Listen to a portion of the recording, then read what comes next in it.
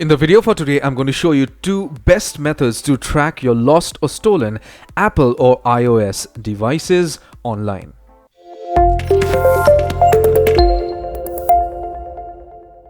My name is Kenneth Brown. Hello my friend, my name is Kenneth Brown. Welcome to channel CygnaTech, and how are we doing today? I hope fantastic. Well, if you're not, this is going to cheer you up here. The first method to try tracing your Apple device is by directly doing a Google search for the application that is going to help you to track your iOS based device online. You could do a search for Find My Apple Device on Google or Bing or whatever browser you are using, whatever search engine you are using. And once you get all the suggestions out here, I want you to click on the first suggestion for iCloud Find My Apple. Okay, so you click on that link and you're going to be directed to this page on which you could log in using your Apple ID and tracing your iOS based device on Maps. So whatever devices you have logged in with your Apple ID would be traced onto a map, and you could actually find your device like this.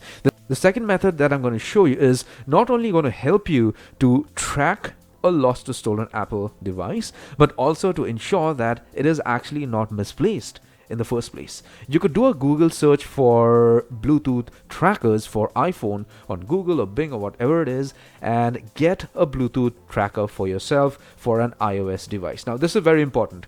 You get Bluetooth trackers for Android devices specific, you get Bluetooth trackers for iOS devices specific. So you need to ensure that you get the correct one.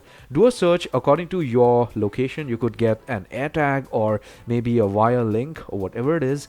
Get a Bluetooth device, connect it with your Apple iPhone or tablet or whatever it is, and you could actually ensure that the device is not going far away from you. So how do these trackers work with iOS devices? That's pretty simple, because when you connect it with your phone, like an Apple iPhone or whatever, if you are going far away from it, it's going to sound an alarm. So when an alarm sounds, you actually know that you're moving away from your phone.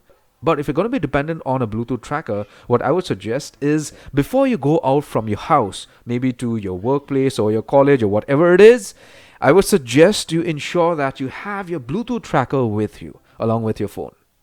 Okay, maybe it's going to go on a keychain or whatever, but you ensure you have your Bluetooth tracker with you and it is switched on. So I hope this helps and I brought a bright smile to your face. If I did, give my video a thumbs up, post a comment, subscribe and hit the bell notification icon. Take care, my friend.